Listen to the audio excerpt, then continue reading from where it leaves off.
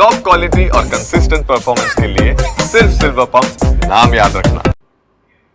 વાત સુરતની કરીએ। દુષ્કર્મના વધુ એક આરોપીને કડક સજા આપવામાં આવી છે। 14 વર્ષની કિશોરીને ગર્ભવતી બનાવનાર આરોપીને 20 વર્ષની સજા આપવામાં આવી છે। સુરત કોર્ટે 10 મહિનામાં જ ચુકાદો આપ્યો છે।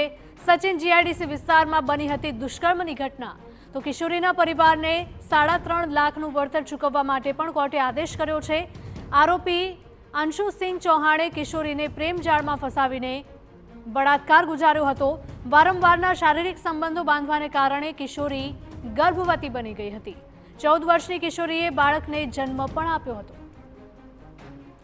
સંવાદદાતા બળદેવ જોડાઈ ગયા છે વધુ માહિતી સાથે। બળદેવ, સુરતની આ ઘટના છે, દુષ્કર્મના વધુ એક આરોપીને કડક સજા।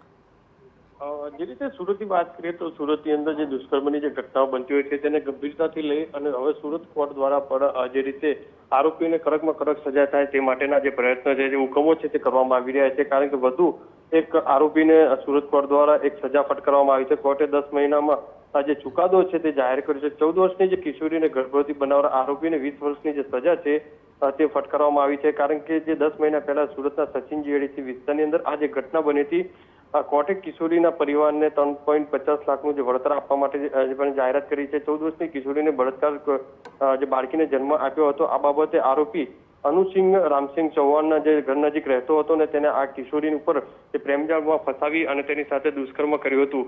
ત્યારે આ બાબતે સચિન જીઆઈડીસીની અંદર પોલીસ ફરિયાદ નોંધાવી હતી અને પોલીસે આરોપીની ધરપકડ કરી અને જે સાયોજિક જે પુરાવા કહી શકાય છે તે રજૂ કરી અને જે ચાર્જશીટ કોર્ટની અંદર રજૂ કરી હતી અને માત્ર 10 મહિનાની અંદર આજે આખો જે કેસ ઝડપથી ચાલ્યો હતો અને આખરે સુરત કોર્ટ દ્વારા આરોપીને 20 વર્ષની જે સજા ફટકારવામાં આવી છે।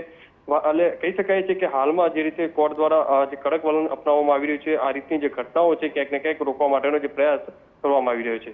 જી બિલકુલ બળદેવ, માહિતી બદલ આપનો આભાર। સચિન જીઆઈડીસી વિસ્તારમાં દુષ્કર્મની ઘટના બની હતી, હવે આરોપીને 20 વર્ષની જેલની સજા ફટકારવામાં આવી છે।